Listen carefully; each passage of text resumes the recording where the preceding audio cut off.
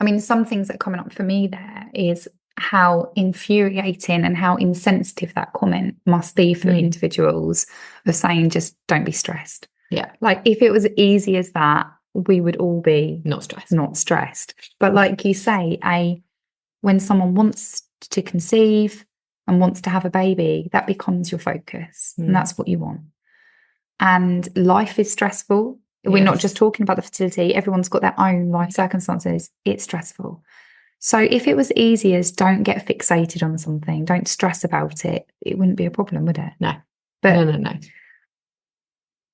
When our cortisol levels are high because of stressful events and stressful situations, there is going to be, we could see from the cycle that we talked about, that huge interplay between our emotions, our physical bodies, if we're talking about endometriosis and pain. It's all going to ramp up. So what we can do is learn techniques to regulate the nervous system, for soothing the nervous system, to try and be in the best place emotionally, is what we can do. Hi and welcome everybody to the Endo Fertility podcast, where you will be empowered to learn how to thrive and conceive with endometriosis. If you want to understand more about your endometriosis, how it can affect your fertility, and how you can personally take action to optimise your health and life, then this is the place for you. I am your host, Lizzie Alexander, founder of the Endo Fertility Specialist. As a doctor of marine ecology turned integrative nutrition health coach and holistic massage therapist, I bring a unique perspective to our discussions. Most importantly, I know what it's like to experience chronic fatigue and endo and struggle for years with primary and secondary infertility. I am now a super busy, thriving military wife, business owner and mother of an adorable little boy. Join me every Wednesday as I dive into topics that will support and guide you, from knowledge about endo and conceiving to nutrition, lifestyle and mindset, pain management to assisted fertility support, functional nutrition and testing, and much more. This podcast is designed to enhance your knowledge so you can explore the whys behind your endo and fertility struggles, whilst moving forwards towards thriving and conceiving. Please note that this is not meant to replace your current medical advice. Together, we will explore a holistic approach to healing that equips you with a toolbox full of diverse strategies to help you manage your endo and enhance your fertility journey. So sit back, relax, and enjoy listening.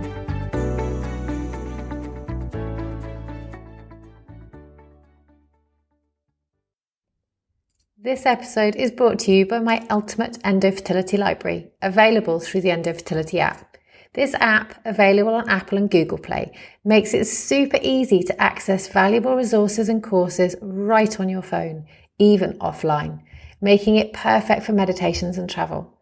Inside the free library, you will find essential first steps to support your healing journey, including a quick start ebook, symptom tracker, delicious recipes, workbooks, guided meditations, and other helpful resources. So make sure to check out the show notes for the link to start exploring these resources today. Hello, lovely listeners. Today I bring you the first interview of season 4 of the podcast. So for this episode, I'm bringing you a great interview with a friend of mine, Cuthbert, who is a psychotherapist. Now, we met here in Oman as she is a fellow military wife, and after many conversations, I just knew I needed to bring her on the podcast. So we've touched on mental health a couple of times with past episodes, but not for a long while. There was a really lovely episode with Natalie Masson, a psychologist from Fertility from the Soul in episode 11, and then also Joanne Vakulin from Circle and Bloom in episode 7, so quite a while ago. Both were centered around the power of the mind-body connection, whereas this episode is a little bit different as it focuses more around trauma resolution, PTSD, and using techniques such as CBT and EMDR, which you'll find out very shortly. Supporting your mental health when trying to conceive is so incredibly important. It's so easy to focus on the physical aspects associated with trying to make sure your body is well, especially when you have endometriosis. We very often overlook the huge impact of having a disease like endo has on our life, our relationships, our outlook, and our mental health. Then if you add in the strain of trying to conceive, whether that's on your mental health, your view of your sex life, the trauma of pain, not being able to conceive, medical dismissals, and many other aspects, we often do not pay attention until we're well and truly anxious, depressed, or traumatized by the various experiences you've had to go through. This is why I wanted to bring on Kat today, as she has so much to share that may well help you in your journey, even if it's just to raise an awareness that this is something you need to deal with. Now, we talked about so many things that, for example, from some of the tools that you can use to support trauma and PTSD associated with endometriosis and fertility, the stigma of fertility struggles and particularly miscarriage, sadly, to how and when to access therapy and support networks. So a little bit about Kat. She is an accredited cognitive behavioural therapy therapist, an eye movement desensitization and reprocessing practitioner with over 13 years of clinical experience in various NHS settings. Passionate about providing fast access to evidence-based therapy, she utilises remote platforms to ensure individuals receive consistent support. With a special interest in helping military families, Kat draws on her own experiences to emphasise with those facing challenges related to trauma and relocation. Currently supporting her husband on an international posting here in Oman, she embraces the opportunity to reflect on diversity and inclusion while maintaining her flexible clinical practice.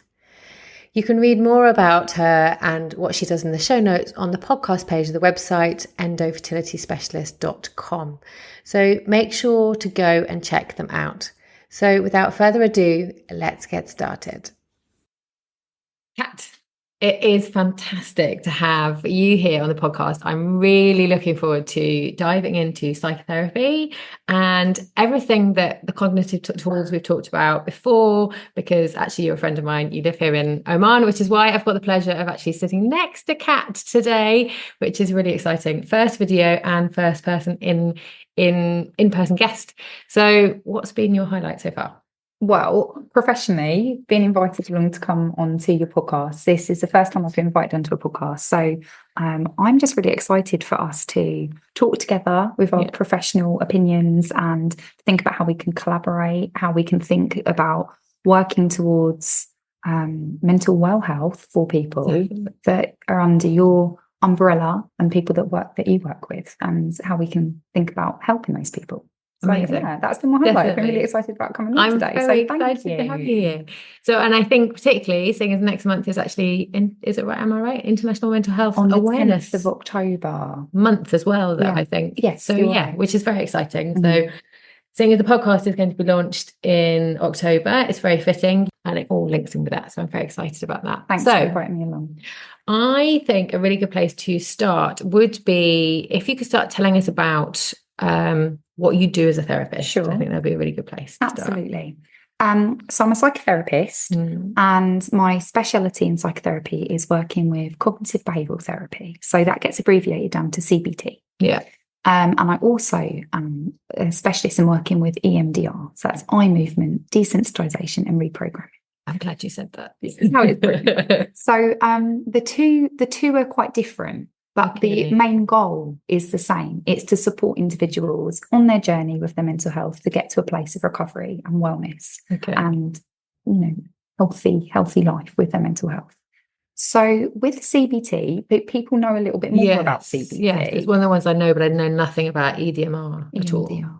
EMDR. See, I said it wrong already. It's hard to remember. We will put it in the show notes so that people know how to actually say it and what it means. Absolutely. So with CBT, it's a little bit more well known. Cognitive behavioural therapy is a very skill-based form of therapy. And that's one of the reasons why I was really drawn to it. It's very practical.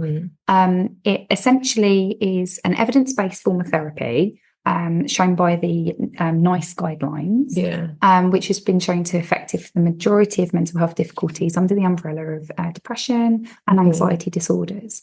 So if we think about anxiety disorders, that can encompass so many different things. So that can be social anxiety, that can be generalized anxiety, that can be health anxiety. So lots of obsessive compulsive disorder comes under that as well. So the umbrella of anxiety can be quite large, but CBT has been shown to be effective for those anxiety disorders and depression. Okay. And also for trauma. So you can do a cognitive base of therapy for trauma as well, which again is evidence-based and shown to work. It's very practical, it's very skill-based. It's essentially allowing someone to understand the contributory factors which is leading to and continuing for their mental difficulties. Understanding, I've got some cycles which I can show. Or maybe you can share with your audience. Yeah, that would be really, really good. We can share, well, I tell you what, maybe explain around it and we will share it with the show notes, and people can then, you could maybe have that as a handout. Absolutely. Kind of, because actually one of the really exciting things is I've got a goodies box, and maybe that could be something that you could share, if that's something you could share. Absolutely. Or I can, put it as a link to. I will do that. That would be amazing. I'm going to get up here for the purpose of us talking through it. Something so you can see, and then you really can hold it in mind as we're talking. Yeah, that would be really, really good. So maybe you can cut this bit out as I'm faffing around. Okay, so if you have a look at this, with cognitive behavioural therapy, we understand that everything is really interrelated. So when we talk about how you're feeling, we're not just talking about like the emotions, but we're talking about a cycle. So we understand that our cognitions, our thoughts, the way that we appraise ourselves, the way that we view other people and the world, those three factors have a real huge influence on how we then interpret that. Yeah. So at the top here, like our cognitions, the way that we think about ourselves, the world and others is really important. Okay, so that's your thoughts. Yeah, that's your thoughts. So that's the C of CBT. That's the cognition. Okay. But it's also really important to add in that with cognitive behavioural therapy, we don't just think about like a text narrative of our thoughts. Sometimes that can be really strong and powerful with like imagery work. Yeah. And we can have images which come into our mind, which represent something for us about how we feel about ourselves or other people or the world. Okay. So our thoughts have a huge influence on loads of different factors. So it affects our emotions, so how we're feeling emotionally. So our thoughts can affect our emotions can then feed back in and affect our thoughts as well. So we have this kind of interlink between the two. We also can see that our emotions and our thoughts have a huge physical response on our body. And I think that would really tie in today with our conversation that we have and I want to touch on that. pain. Definitely, yes. So when we're feeling a certain emotion, let's say sadness, we can really feel that physically in our bodies. We can feel heavy, we can feel tired, we can have lethargy, we can feel like heaviness in our tummy, as some examples. So we understand that our body is really, really key to cognitive behavioural therapy as well. So it's not just our thinking, it's not just our emotions, but it's how our body's responding to that. Yeah. And then the interplay between our thoughts and our emotions. And lastly, but not least, we can see here on the cycle, we have an interplay between our behaviours as well. What we do, how we respond in reaction to how we're feeling emotionally, how we respond in reaction to those thoughts that we're having about ourselves, how we respond in reaction to our physical symptoms in our body. So that could be things like, if we're talking just here with like low mood or depression, that could be thinking about the behaviours being avoidance. That could be reducing social contact, that can be stopping doing the things that you enjoy doing, and how those behaviours then feed back into feeling sad. That can feed back into the lethargy, that can feed back into the thoughts of like, and you get the warpy thoughts and they go round and round and round. And this is a cycle, exactly what you're saying, Rosie. That's the cycle going round and round and round. And that's how we can become quite trapped with a certain presentation with our mental health. So that's how anxiety can get trapped. That's how depression can get trapped. So we understand all of those factors are really all interlinked. And that's kind of what CBT does. It helps us develop this understanding. That's just in a nutshell. But that helps us develop an understanding of how all of those factors are interlinked. And then what we do in therapy, once we've got that understanding, we learn techniques in each of those areas really to help weaken and break down the connections between each of those cycles. So we learn some techniques up in our thinking, so our thoughts aren't so powerful and don't have so much influence on the rest of the cycle. We can learn some symptom, like affect regulation, some symptoms and reducing techniques to help calm, to help soothe how our body's responding, how our emotions are responding. And we can do some behavioral experiments. We can learn different techniques. We can activate ourselves. We can do lots of different techniques down here on the behavior work, so we can make some changes, which then creates like a positive well cycle of feeling better and feeling healthier, re-engaging with things that are important to you, and making sense in that way. Amazing. Thank you. That really helps. And I think my brain is whirring away going, okay, how does that relate then to endometriosis and fertility? And I think one of the things I'm so often talking to my clients about is the fact that, and maybe I'm kind of going off on a tangent here, between perceived and actual, and maybe that the perceived and actual of whether it's trauma, pain, all these elements, whether it's you're thinking about not being able to get pregnant, all these thought processes then have that connection to the physical, and you have that feedback, like, with pain. I mean, the fact that you have, so an example, I suppose, would be pain, period pain. And if you've had it for such a long time, you've got chronic pain, there's the anticipation of the pain. So the anticipation of having those painful periods, of then having to cancel things because you can't get out of the house. But then that feeds back into your nervous system because it's that anticipation of the pain, which then kind of like ramps it up. And so your nervous system is always on this kind of like, it's heightened, it's tightened.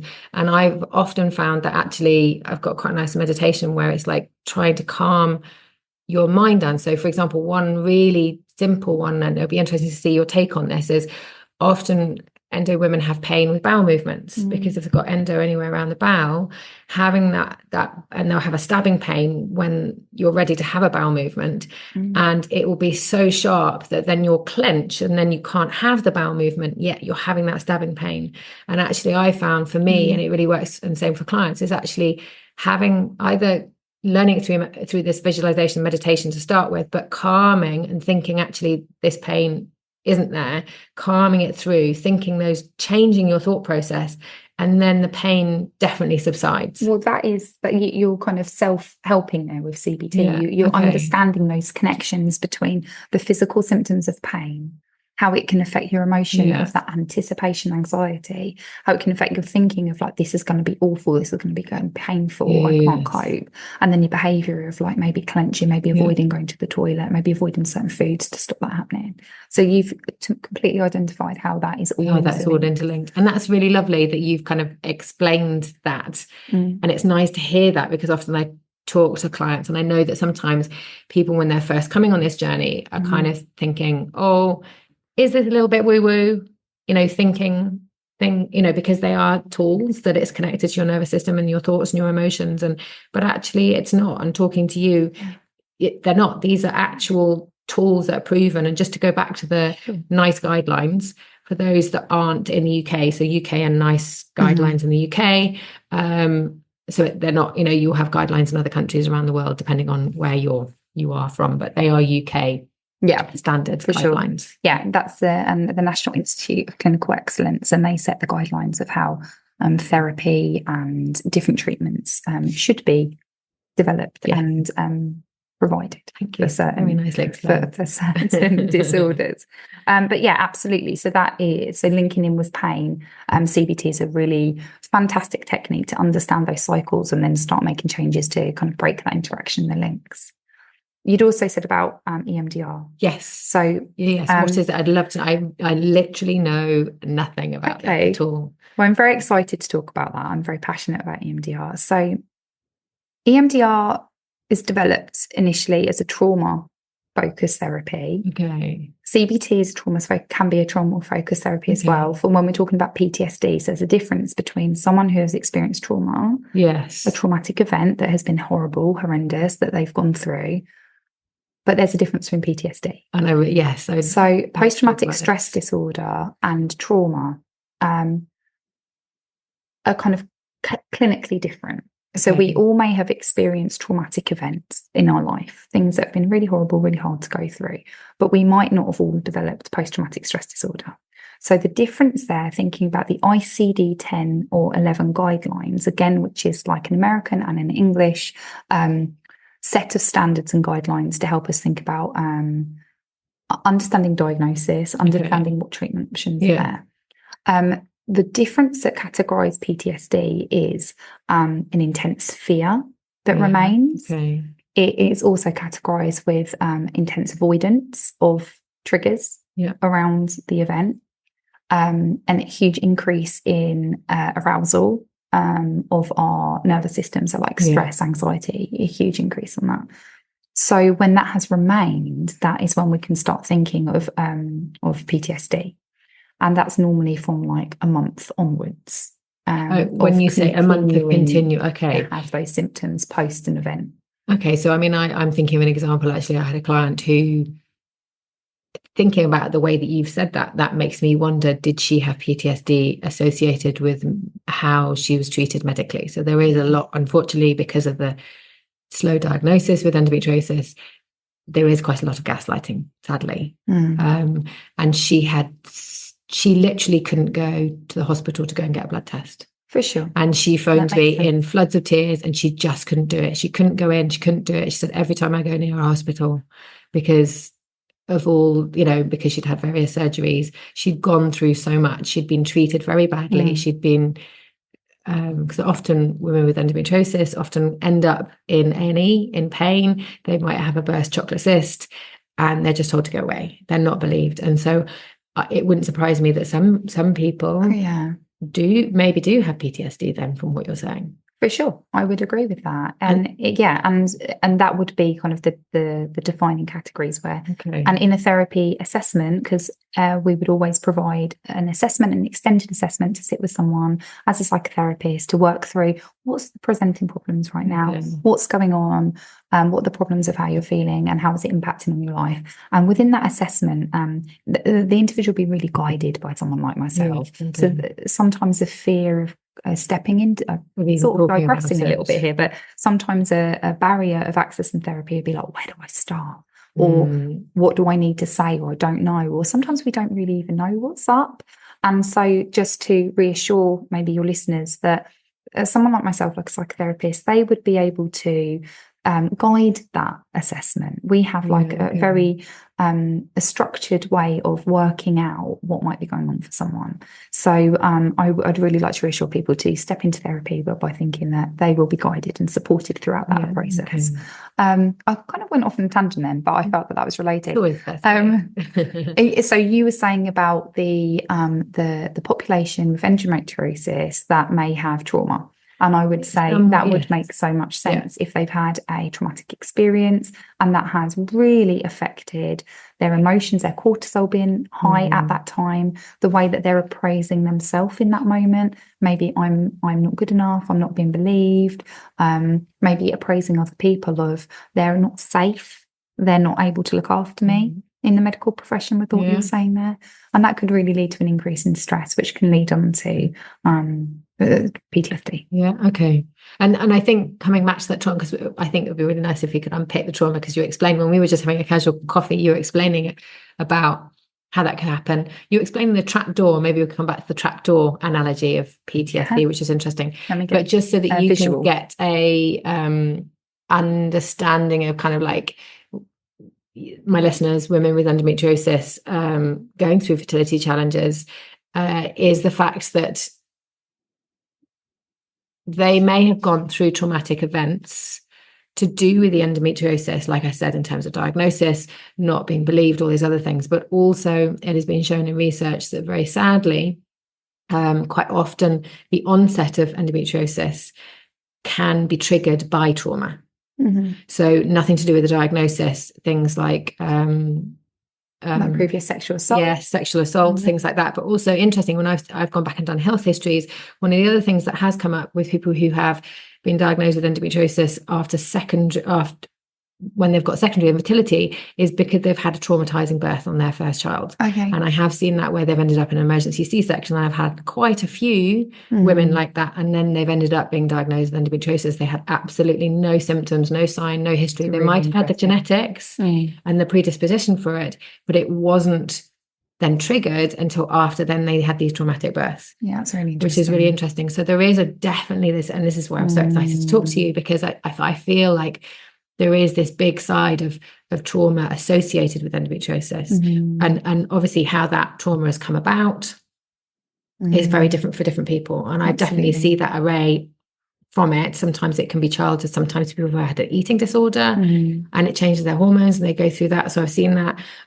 I've had a couple of clients who have sadly got pregnant very early and they've had an abortion and they haven't had the appropriate counselling with that, and then they've got blocked emotions. So there's been all these things, and it's really interesting to understand that actually then what we're talking about here is having that mental health support is a big part of your healing.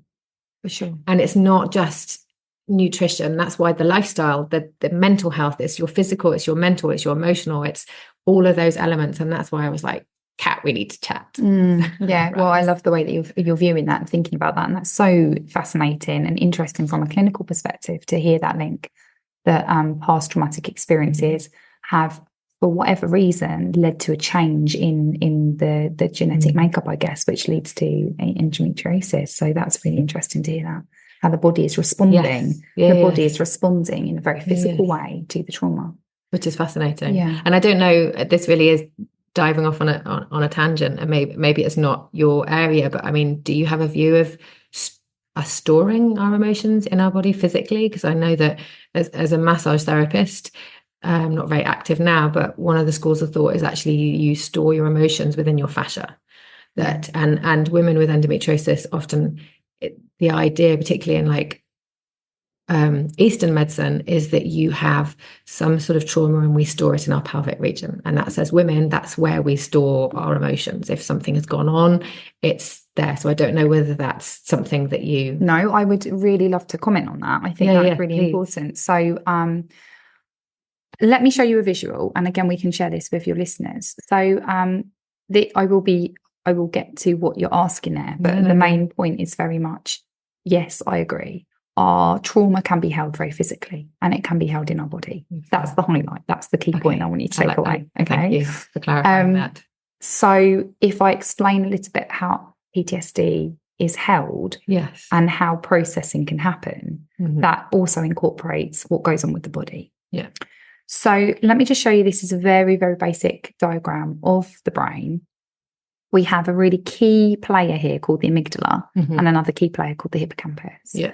The amygdala is kind of really important for our processing of information, how we take it on board, how we understand an event that's happening, and it's very live.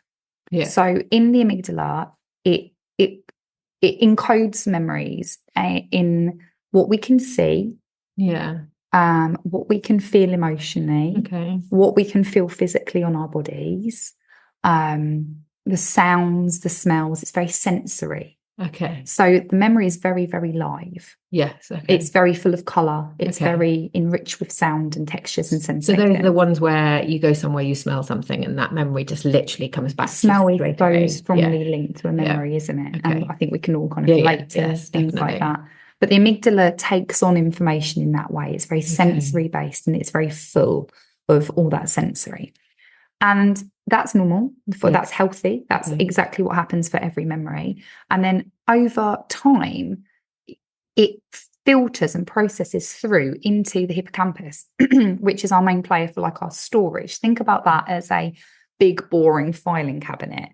When the memories have been processed and transferred into the hippocampus over time, with the natural way that our brain files experiences and events and memories, once it's in the hippocampus, it's very much like time stamped, and it's kind of in the past. It's very dull. It's very dulled down. It's black and white. It's like a filing cabinet. So when we're digging back to like memories of, let's use a pleasant example. I don't know, like my wedding day that I can think of, when it was soon to the wedding day and a few days, weeks afterwards, it would still be very live with colour. I can remember the laughter and the smell and the music. But over time, we've been married now over 10 years. That isn't quite, well, that isn't, and that isn't like that anymore. But I can remember very much like factual parts about it.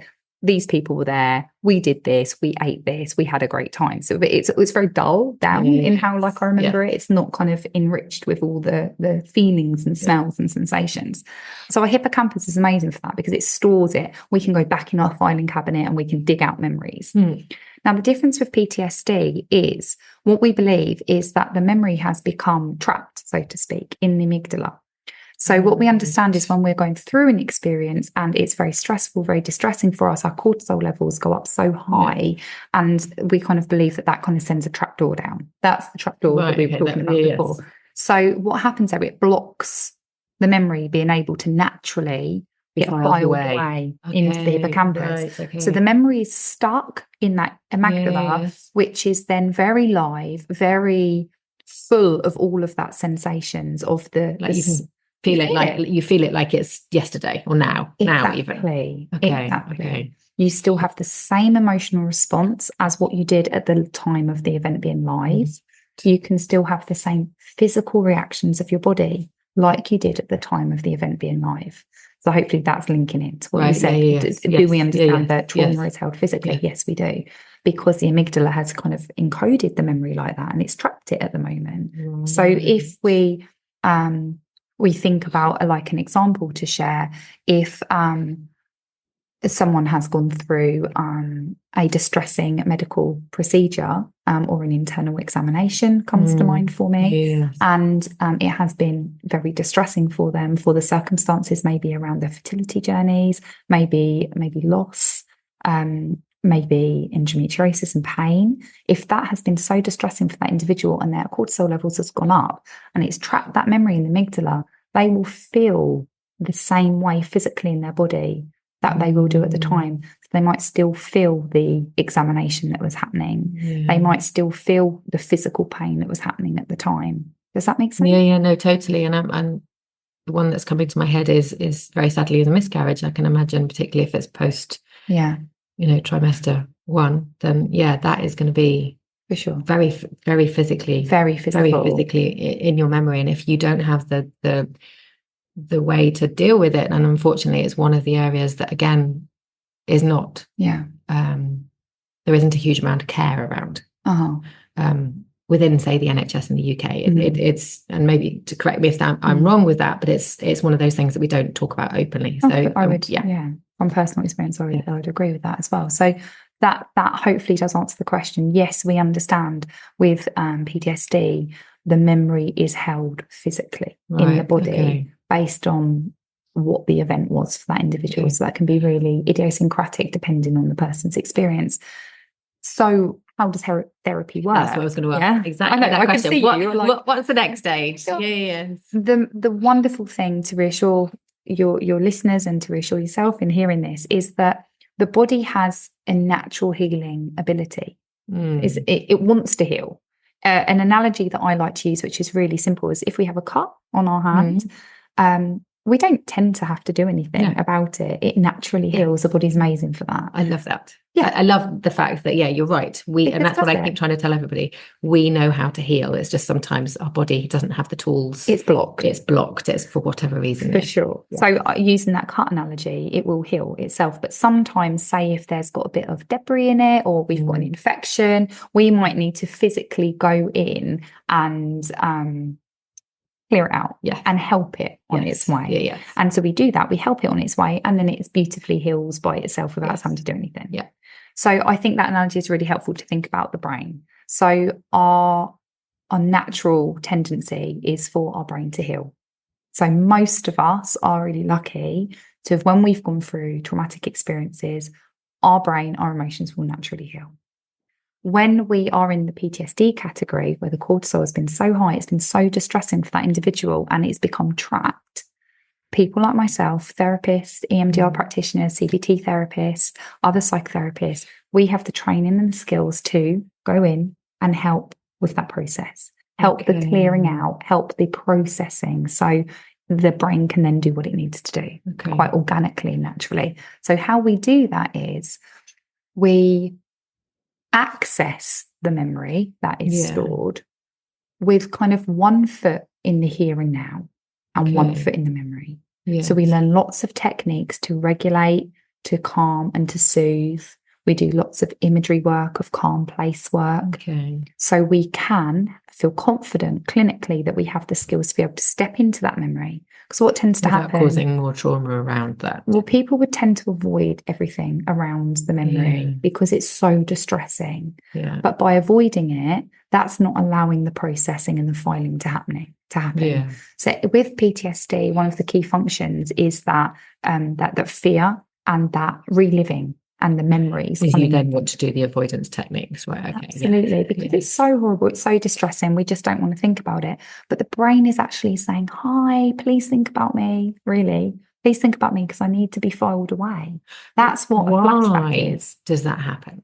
Because it's trapped in the amygdala. It hasn't gone anywhere. It's still there, very live. Why? Sorry, and maybe this is too detect, but why does it get stuck? Is it because it was just so traumatic that our brain shuts down and goes into freeze mode? Because if you've got flight, fight, and freeze, does it go into freeze mode and it doesn't process it? Yeah, so that's exactly what's happened. So because the event that we have experienced has been so distressing for us as an individual, so you and I could experience the same circumstance. You might have found that difficult and distressing. I might be stuck with that. Why? Why is that different? Yes. Because whatever reason for me in that experience, I have interpreted myself, the world, or other people about that being so distressing for me. It's maybe ripping apart the value base that I have about myself or my life. It's so distressing for me. Or maybe it's reinforcing the beliefs that I have about myself from previous experiences, maybe previous small traumas or things. So the world is unsafe. People don't. So it's where you're actually at as well when that trauma happens in terms of your mental state as well. Yeah. So if you're maybe strong, maybe it won't affect you as much. Your beliefs about yourself and the world. Okay. So if my beliefs are that other people are kind and keep me safe, but then I've gone through this horrendous experience where I've been harmed by someone else, that's really ripping apart like my value system about the world. And that's been so shaking and distressing for me.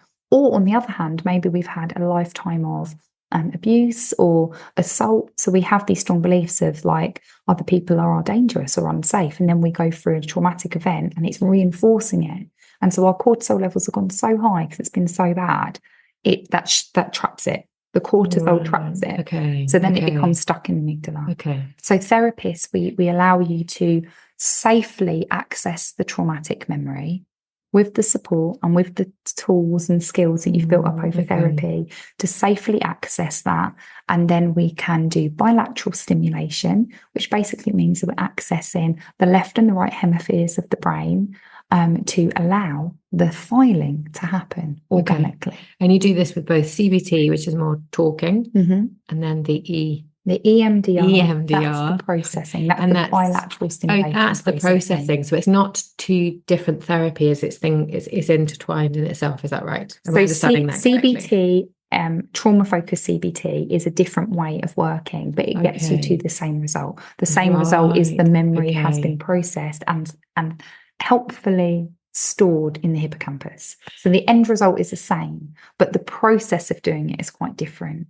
With CBT, it would be more of a talking therapy. It's more of like a narrative around the trauma that's happened. With EMDR, there doesn't have to be so much narrative. It's more about stepping in, accessing that memory, and then using bilateral stimulation, either with eye movement, that's what I was thinking. So that's what the eye bit in the word. I was like, you do something with your fingers or a light, or like, okay, that's exactly it. So there is you're doing something physically to try, to allow the brain to file. Right. Yes. And it doesn't have to just be done with eye movement. We can use tapping. We can use audio. Yes. Anything which allows a kind of a left and right creation, a hemisphere, a left and right hemisphere to be activated. Right. That allows the processing to happen. So traditionally, it is processed using a light bar or with following a hand. Okay. But we can do that in any way that is useful for the client. Okay, that sounds fascinating. Does that make sense? Yeah. So then we're allowing the brain doing what it wants to do naturally. We're just giving it a little bit of a push. Yeah. Okay. And then once the memory is stored in the hippocampus, we're not robots. We're not going in and removing the memory. the memory's still going to be there. It's still going to be there, but it's going to be then, yes. Okay. We know that we're safe. We know that that's in the past.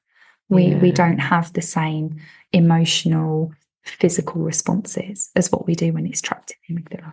And this is, I think this is a really, maybe a really important place to bring up now, actually. Another reason why I wanted to speak to Kat today is because from the fertility perspective, and we'll come on because I'd quite like you to maybe talk about your fertility journey so people understand that Kat has an understanding of what everybody's sort of going through. She's had her own journey. In terms of fertility, often the thing that people jump to is nutrition. And we go, right, what are we missing nutrition-wise? And we hear a bit about, we need to not be stressed. And everyone's like, oh, don't stress. And it's a really big statement that a lot of people like, don't worry. And I've had other people going, oh, stress doesn't, doctors go, stress doesn't impact you. And you're like, oh, sure, I'll just stop being stressed. Stop being stressed. Sure. And it's like, you can't stop being stressed, and stress will always be in your life, and you can't run away from stress, and you can't run away from trauma, but it's about how you support your body through that state. And I think what you touched on the point in terms of trauma is calming your nervous system to the point of safety. Yeah. And that's where actually from a fertility perspective, and often the bit that's missing in someone's fertility journey is that their body doesn't feel safe. Yeah. And if you have got unresolved trauma, it might be that you've gone through and you've done your blood tests, and you've checked on what nutritional deficiencies, you've done some gut healing work, you've done some cleanses, you've tried this, you tried that, and you're still not getting pregnant.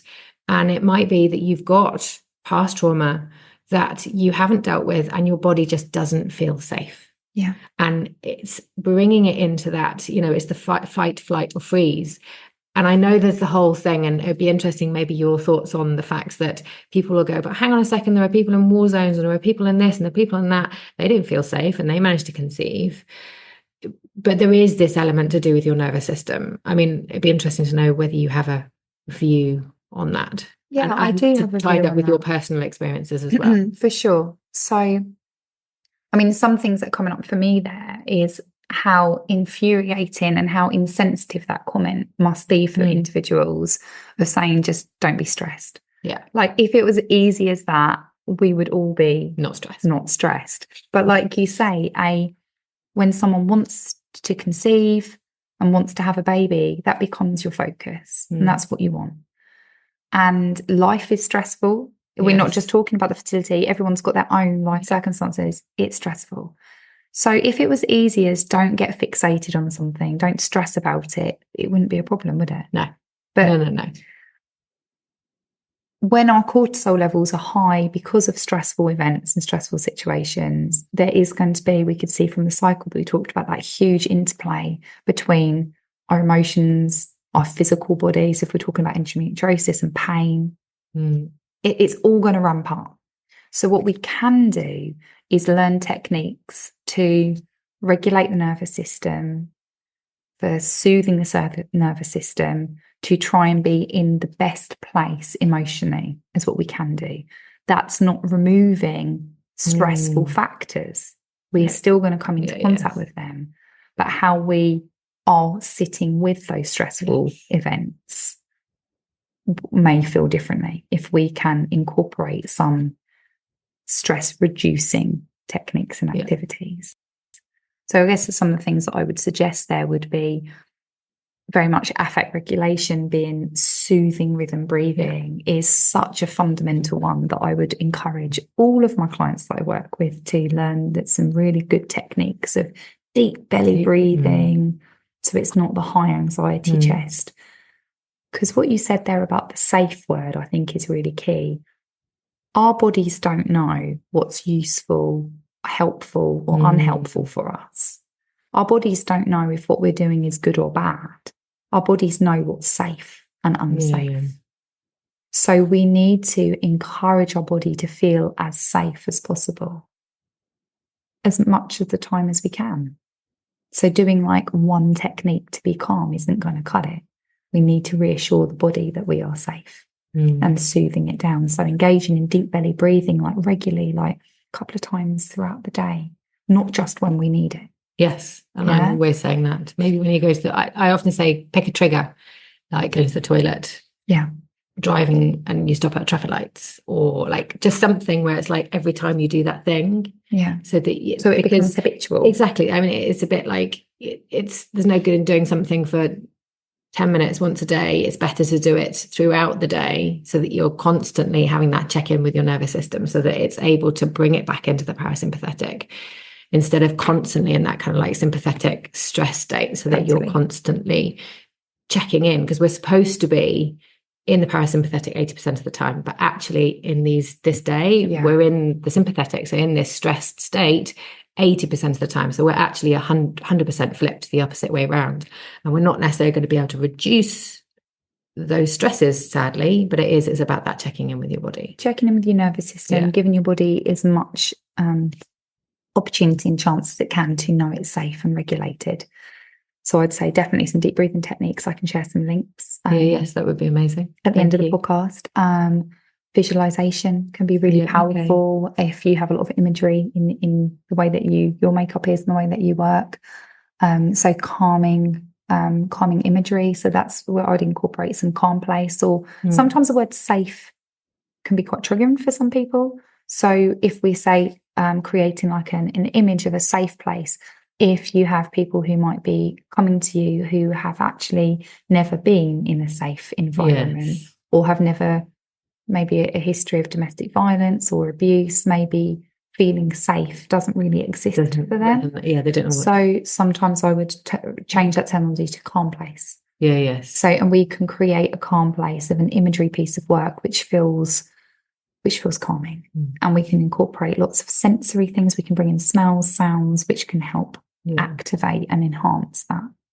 So I would definitely say calm place work, soothing rhythm breathing, exercise, just to rest and reset the system, to reduce the cortisol build-up in the body. And exercise, why do you say exercise? Because we often think with exercise, we think it kind of ramps us back up again. Yeah, so I'll be interested in, I mean, I know, but like, be interested in from a sort of mental health point of view. When we're not exercising and we're stressed, our body stores the cortisol.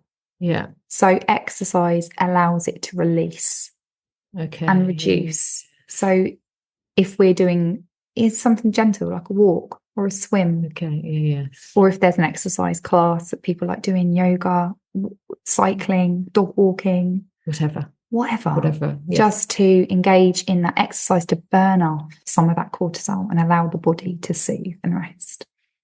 Sleep as well. It brings me on to the importance of sleep as well, to help talk all day about sleep. You probably have a separate podcast on that, but and again, that I don't want that to fall into the same category with your listeners as don't be stressed. Oh, okay, I just wouldn't. I can imagine that's the same with sleep. Oh yeah, when people go, we just need a good night's sleep. That's my burden, not my burden. Sure. The word that's it's the one I struggle with, is the sleep. But it's the free one. But if it is free, if you can engage in techniques to allow your body to know that you're calm and it can be safe, and rest and reduce that cortisol, that is going to have a knock-on effect of improved sleep. And I imagine you probably find then with people who have got PTSD or gone through trauma, is that it's that vicious cycle between they're not actually able to go to sleep, and then it kind of fuels that sleep deprivation. I mean, do you find that? And then you're having to then work on, like you said, tools to try and help them get to sleep, so that you don't then, I don't know whether the people have visualizations, visuals, nightmares, these kind of things, sleepwalking. A lot of the time with PTSD, some of the categories of that would be the flashbacks, like I guess we all have heard, but also nightmares can be a really key symptom of PTSD. So that is obviously going to have a big effect on our sleep. So there are techniques within psychotherapy where we can work on the nightmares specifically.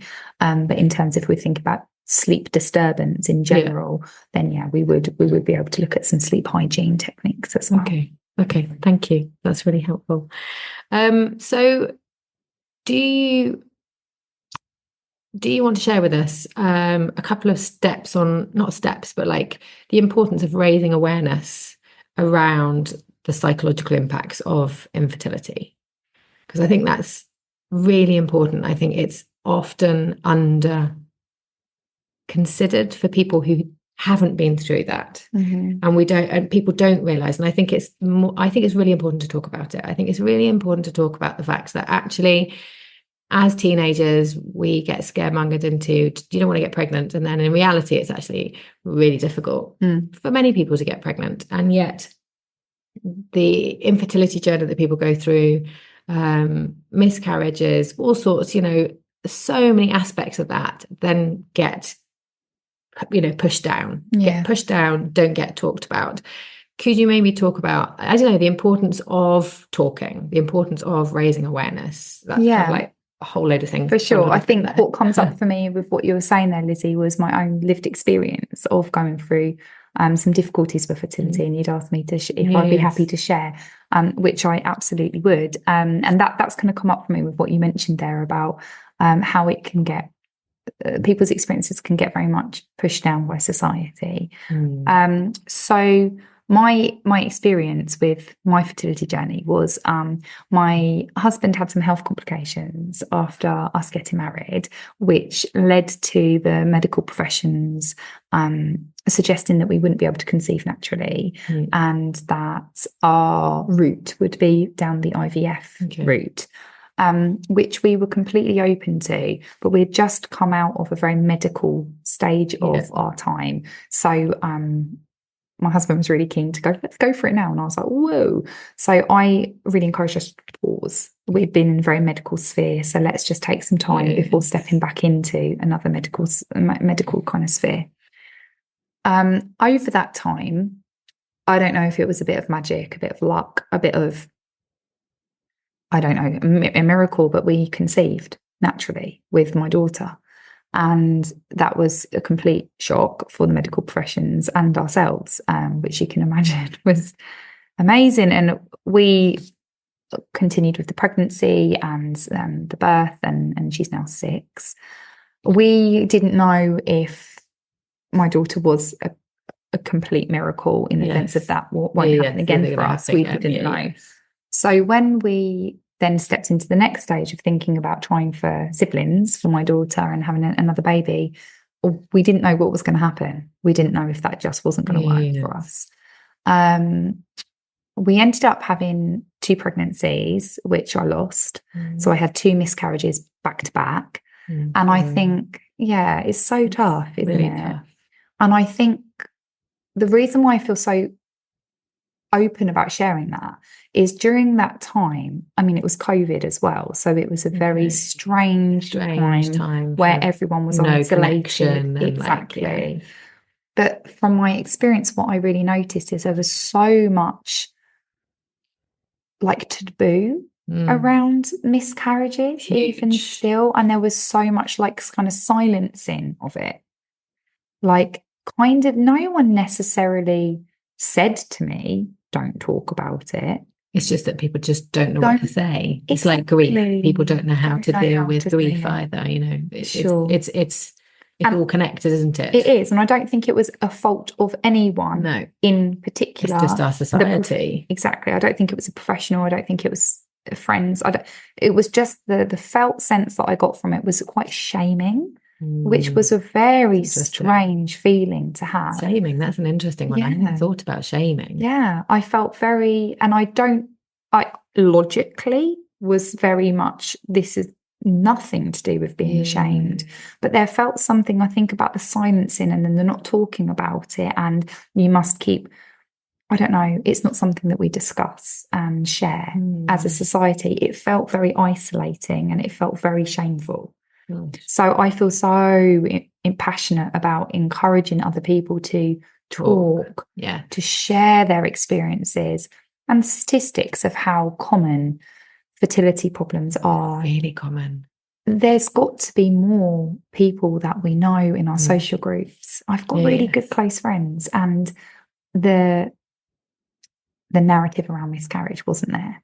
And so I feel that people must have experienced it with people I know more than what we share. And I think people don't. I've definitely found through my journey, which has now been 7 years, that when I've then opened up to people, because I am very open, I'm doing this podcast, my whole business is around this, and my trying to help people based from my own journey. And it's interesting when I have that talk to people, friends about it, people I've come across, I have always been like very categorically about this is what's happening, and I'm like, I'm not going to be ashamed about this. I'm just going to, and it's amazing how then people have opened up.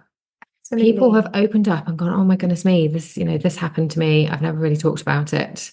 Don't feel like I can talk about it. But it's quite like a breath of fresh air that you are talking about it, because we don't talk about it. And I think it is so important, because then when you talk and you have a community and you have that shared emotions, it lets some of that out. Absolutely. But it also lets people in. Yes. And I think that's a good important.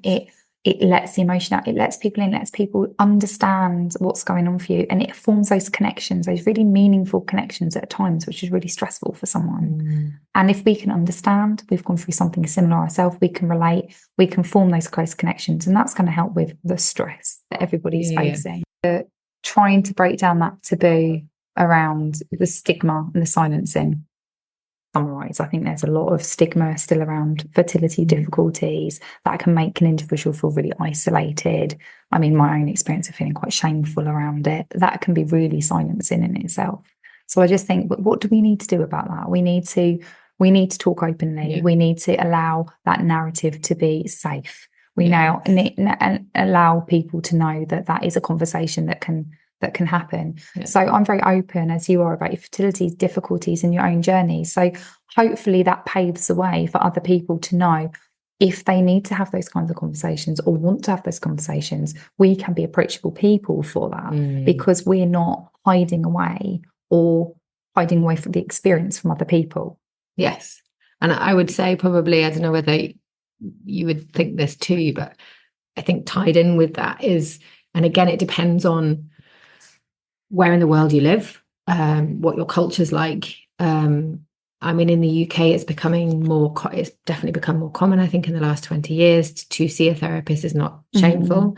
The US is kind of leading the way on that. They've been seeing therapists for years. I remember people saying, oh, we're not like the Americans. We don't see therapists. I remember like 20 years ago. Yeah. And we've become much more open-minded to this. For sure. But then there are other cultures in the world where it is still very, very shame to talk about it. I think the way that I view that is, I think from UK background, I feel that we tend to, and I think you're right, it's changing, thank goodness. Yeah. But I think we tend to think about access and therapy reactive to a problem. Yes. Whereas the way that I'd really like to promote access and therapy is like part of your mental health, the same way that we work out or we eat well to maintain physical health. That would be nice. I really want to promote like engaging in access and therapy as a way, as your lifestyle, to promote and maintain mental well health, not just a reaction to an adverse circumstance. And then when something happens, you know who you want to go and see. And you're there, you've got loads more skills because you're doing that regularly. Because you're doing it regularly. Yeah, that is very true. And actually, and I've said this before, and I probably said it on one of my podcasts before because it always amazes me. I remember someone telling me that, I think it's in China or somewhere in that area. I think it is in China, where the idea is with medical, and I don't know whether I assume this is maybe with emotional and psychological as well, is that you go and see a doctor to keep you healthy. And you don't pay. And if you then get sick, they have failed. So then you don't pay them. Oh, wow. Is that right? I don't know how our medical. So it's completely flipped. It was completely flipped. I like that. Opposite way around, because the mentality is about keeping you healthy. Having checkups constantly. And having checkups constantly, rather than going in, waiting until you're physically sick and mentally sick. Yeah, agree. And I think that's, I quite like that, but I think it would take an awful lot to change. But the way, systems, but the way that you are opening up the conversations to your podcast listeners, for your business, is allowing people to have that on thinking about how they can continue with their mental health. Yeah. If they can link in with, it doesn't just have to be accessing a therapist like myself, accessing meaningful connections with people, developing the social networks, having informal conversations, communities that like you're creating and you have created, all of that is going to part of help. that. It's all part of it. And I think that's really important you said that, because that does bring in the fact that, yes, I'm building this membership, which the idea is obviously to have content, the educational bit, but is to have that community. And when I've run group courses, the community aspect of having some other people there and everyone's gone, oh my goodness me, this is amazing to be able to talk to other people that are going through the same thing. And it's very relatable, and you build very quickly, you build relationships with other people that are going through the same thing. And I have to say, over the last year, having gone through IVF, I think one of the things that I experienced was I did IVF overseas. So I am overseas from where I live, so we live in Oman, but I was doing IVF in Greece. And I say I because my husband was staying here in Oman and I was going off to Greece. But I found this amazing house where this guy had set it up, because he decided he was a taxi driver, lovely, lovely, lovely guy. And he realized that he was taxiing lots of women to the IVF clinics, because Greece is a big thing for IVF clinics. And they kept saying to him, you should set up a retreat, like a accommodation where we can all go. And that's exactly what he did. He bought an old yoga studio with a swimming pool, beautiful situation, just on the outskirts of Athens. And I think my experience of IVF, because of it, was actually quite pleasurable, because I got to stay in this lovely place with up to a maximum of 5 other couples. And you'd meet people going through the same thing, going in and out of the clinics. What injections are you doing? What stage are you doing? How are you feeling? That's normalized. And it was totally normalized it. Yeah. And it took the clinical side out of it. And actually, I've got pins and needles thinking about it, because and actually I met a couple of really wonderful people on that. And we spent a whole 2 weeks in each other's pockets, sitting by the fire, going for swims, going out for dinner. It was the community. And that was huge. There's communities, the meaningful connections that you were talking about there, the shared experiences, all of that sounds like it was so wonderful. Yeah, which is ridiculous to say that. The IVF, obviously the outcome wasn't what we wanted, and that's another aspect, but the experience of having that, like you said, shared was huge. And I think that is really, really important. And I did have another question around the kind of like how you, in terms of, I think for me, it kind of leads on to another question. I've had that community aspect, and I felt, because also I'm talking to clients, also I'm sharing. So I've had that sort of benefit, obviously trying to help people, but it's had a knock-on effect and helped me. But I've definitely noticed, say, in the last year, my mental health has definitely been on a slippery slope because of going through the IVF and it's not worked, and how do we deal with that and all the rest of it. And I've started to notice, I think because I'm very perceptive of my body, I'm like, hang on a second, I'm going into freeze mode, I'm seeing how I'm dealing with things, I need to speak to a therapist. But actually, then at that point, it's coming back to this bit of actually you should be kind of like, maybe when you're on a fertility journey, maybe speaking to a therapist much earlier on, because actually it's going to take a toll, particularly if you're going to be on it a while. But how do you then tap into therapists that know and understand, and where do you look for someone? There's you, and I'd love you to share your details about working with you. But it's like, where do you start? That's quite a big question. Like, who do you go to? Do you just pick someone off the internet, because it's so intimate? Yeah, I agree. I think, firstly, to access therapy can be really difficult. Like you say, where do you begin? I think one of the biggest things would be word of mouth and recommendation. Always, yeah. So if in your community you have a therapist that you would promote, that you would recommend, that other people have accessed and had positive experiences from engaging with their therapy, I think that recommendation, word of mouth, speaks wonders. It's such, like you say, it's such an intimate process to go into therapy.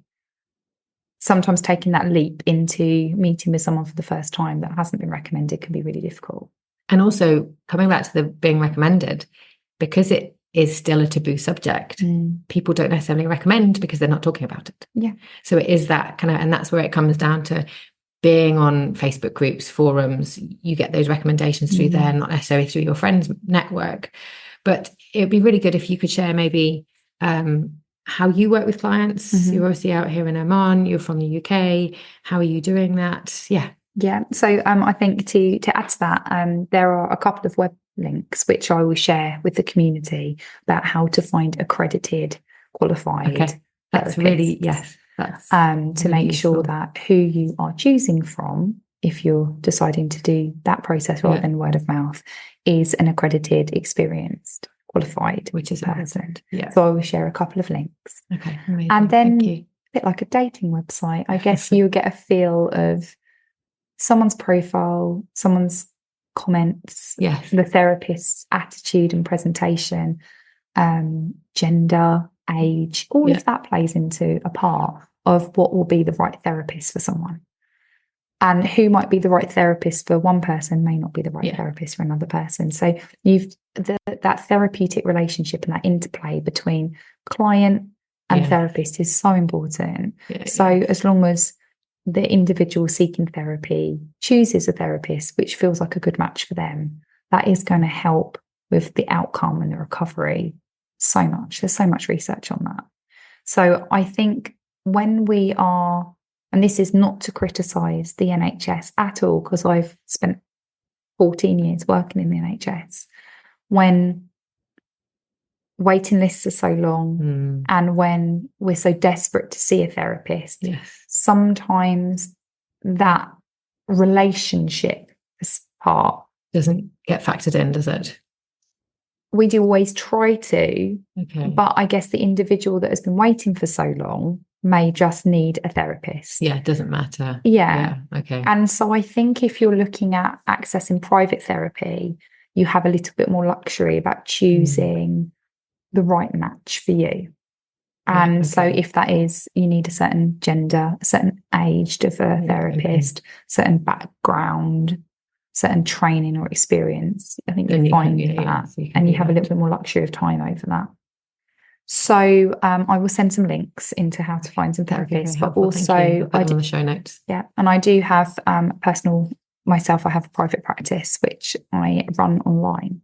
So, and that's international. So that wouldn't matter really where anyone is based, because I work as flexibly as I can.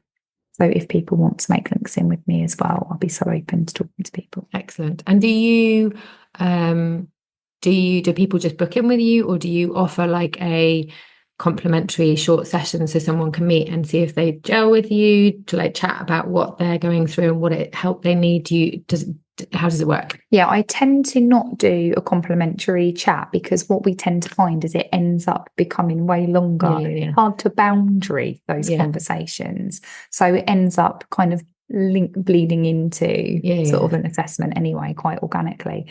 So myself personally, if someone did want to reach out and get an assessment booked in, because I work so flexibly with different hours around childcare and around living overseas, I don't have an online booking diary. People can just make contact with me, which I'll send, and then we can arrange a suitable time to meet. And we can, even if we just went through an assessment together, and if at the end of that the individual feels that we're not a right match, then that is a really important part of therapy in itself. And I have other therapists that I could recommend if that individual isn't comfortable speaking with me. I hope they would be. Amazing. Thank you, Kat. That is amazing. Have you got any resources? Have you got anything you've got lots of resources that you said you're going to share there. Is there anything specific for you that you want to talk about at all? I think I would definitely share the 5 area cycle. So, and people have a real visual. I'm a real visual thinker. I am too. Talking about things is really abstract. So I will definitely share the 5 areas, just so you can see the link between the emotions, behaviours, physical sensations and cognitions. I'll also send a link to the image of the brain, just to kind of understand that part. And I put some links in there to soothing rhythm breathing as well, just to help tap into that affect regulation and soothing. Amazing. That can go into the podcast goodie box. So a question that I always finish off the podcast with is, for those that are listening to the episode, if you were going to share one key takeaway with everybody, what would it be? Oh, good question.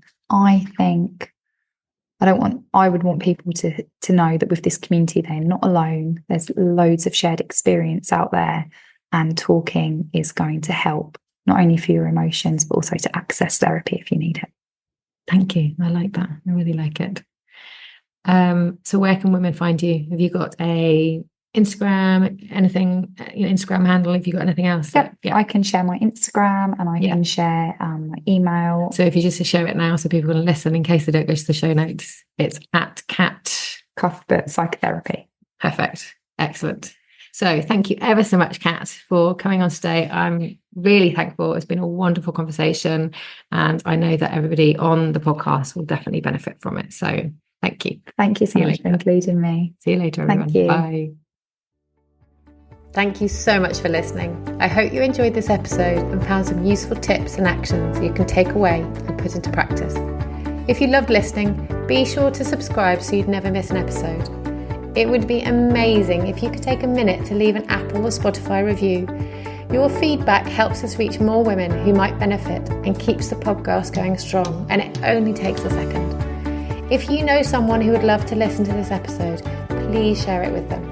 So this season, I'm introducing the podcast goodie bag, where you will get access to a range of fantastic freebies contributed from our guests. To do this, you just have to sign up to the Endo Fertility mailing list, which is where you'll be the first to hear my inner thoughts, tried experiences, and the latest products and service launches.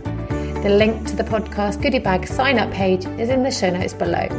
Enjoy the rest of your day, and I'll see you next week for another episode.